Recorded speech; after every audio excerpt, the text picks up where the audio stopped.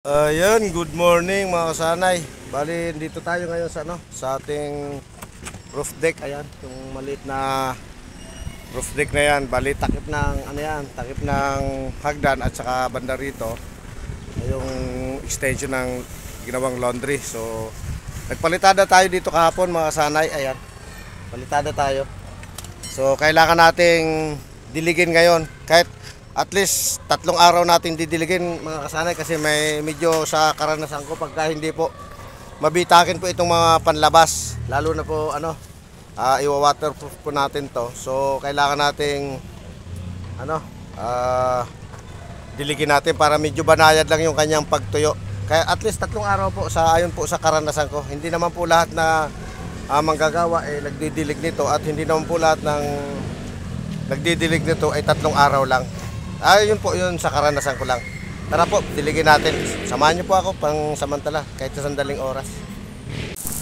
Ayan po mga kasanay, isang nakakasilaw na umaga ngayon. Para sa atin lahat siguro maghapon tayong iinitan. Kaya naobliga tayo mga kasanay na magdilig nitong ayan. Ito po yung ating firewall dito sa hindi naman masasabing firewall. Part pa po ito ng wall.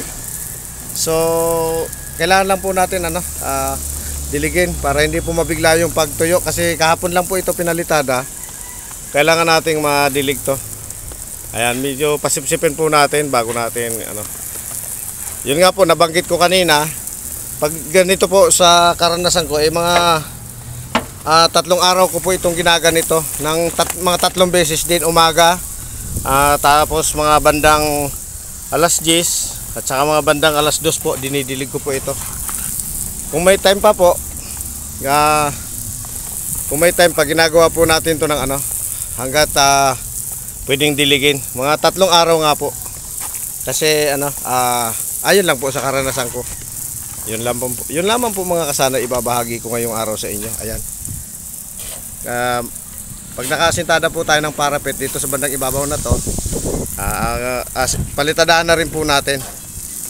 At saka po pag may konting tip po pala ako sa inyo sa mga may-ari po at saka mga gumagawa po. Pag panlabas po, mas gusto ko pong inuuna ko yung pang ibaba.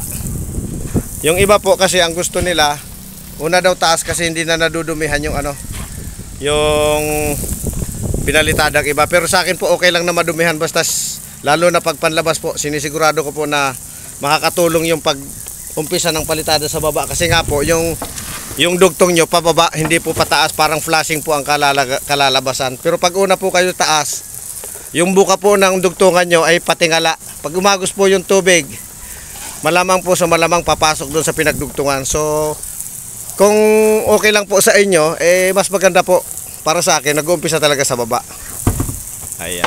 So hanggang dito na lang muna tayo mga kasanay, magdidilig lang naman tayo.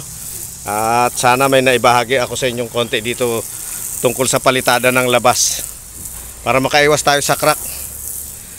Ayan, kasi waterproof po natin to. So hindi tayo makakabahan ng mag solusyon para dun sa mga crack. Yun lamang po, pansamantala po, paalam.